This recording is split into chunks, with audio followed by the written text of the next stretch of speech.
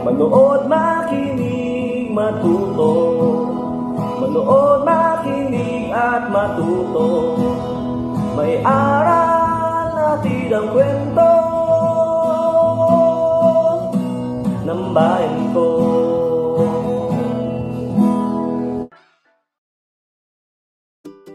Magandang araw!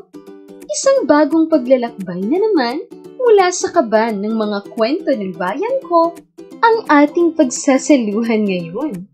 Ako nga pala si Teacher Val na maghahatid sa inyo ng mga kwentong kapupulutan ng aral. Ang babasahin ko ngayon ay isang kwento tungkol sa pagtuklas ni Sasa sa misteryong nilalaman ng mga sako ng kanyang lola. Ito ay pinamagatang Ang Mga Sako ni Lola. Isinulat ito ni Ginang Jewel Christine C. Manlangit mula sa Bai City Division at iginuhit ni Ms. Rhea Christine ULR ng Cebu City Division.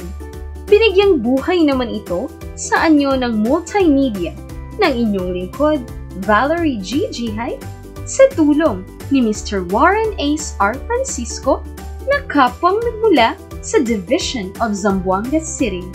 Handa na ba kayong maglakbay sa kaban ng mga kwento ng bayan ko? Halina't makinig!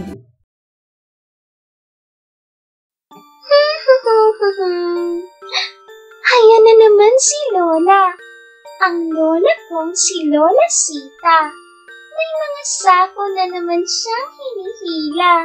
May asul, berde at pula.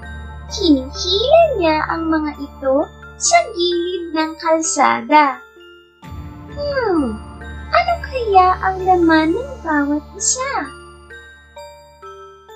Tinanong ko si Papa, ano po ang laman ng mga sako ni Lola?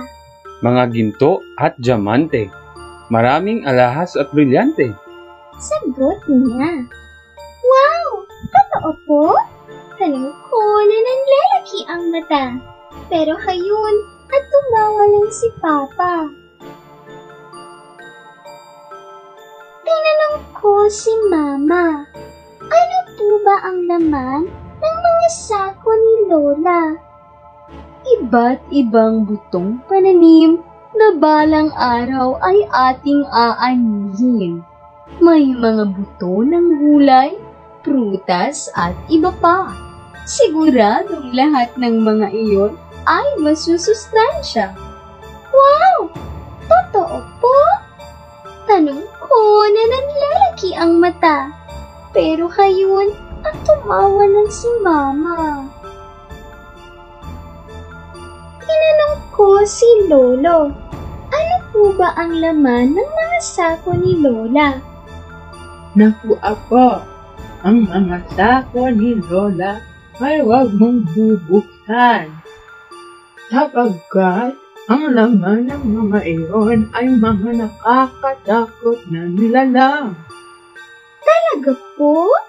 Tanong ko na naglalaki ang mata. Pero hayun at si Lolo ay tawa ng tawa. Tinanong ko ang pinsan kong si Celia. Alam mo ba kung ano ang laman ng mga sako ni Lola? Sasa, akala ko alam mo na ang sikreto. Nagiging Santa Claus si Lola tuwing araw ng Pasko. Wow! Talaga? Tanong ko na nanglalaki ang mata. Pero hayun at ang pinsan ko ay tawa ng tawa. Tinanong ko si Kuya, ano po ang laman ng mga sako ni Lola? Wala naman talagang laman ang mga sako. Makinig kang mabuti at sasabihin ko sa iyo ang totoo. Ang mga sako ni Lola ay nagiging magic carpet sa gabi.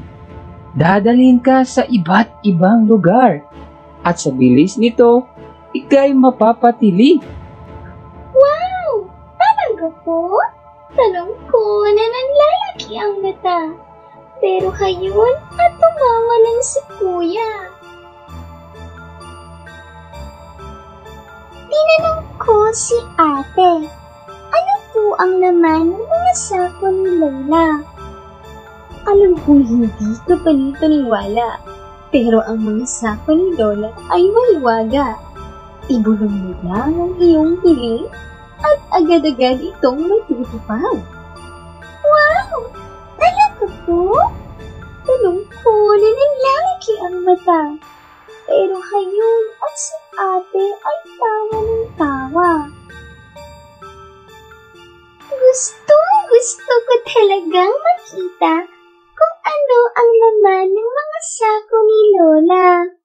Kaya dahan-dahan ko silang binuksan, tigil ang hininga at nang hindi mabisto.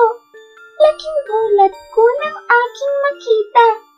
Ang laman ng mga sako ay basura! Paglingon ko ay nakita ko si Lola. Akala ko'y papagalitan ako pero hindi pala.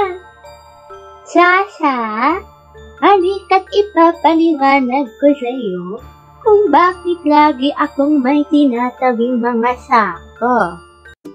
Pinaghiwalay ko ang mga basura.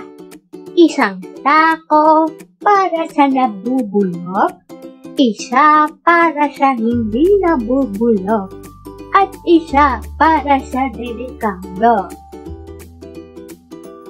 Ngayon ay naiintindihan ko na ang kabutihang ginagawa ni Lola. Paligid ay nagiging malinis, maayos at magandang tingnan kapag basura ay hiwa-hiwalay ang lalagyan. Kaya na nga at paparating na ang truck ng basura. Tutulungan ko si Lola sa mga sakong dala.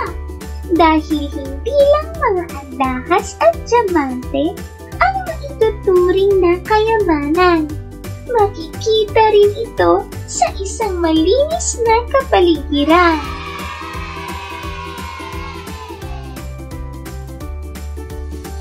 Nagustuhan ba ninyo ang kwento natin ngayong araw?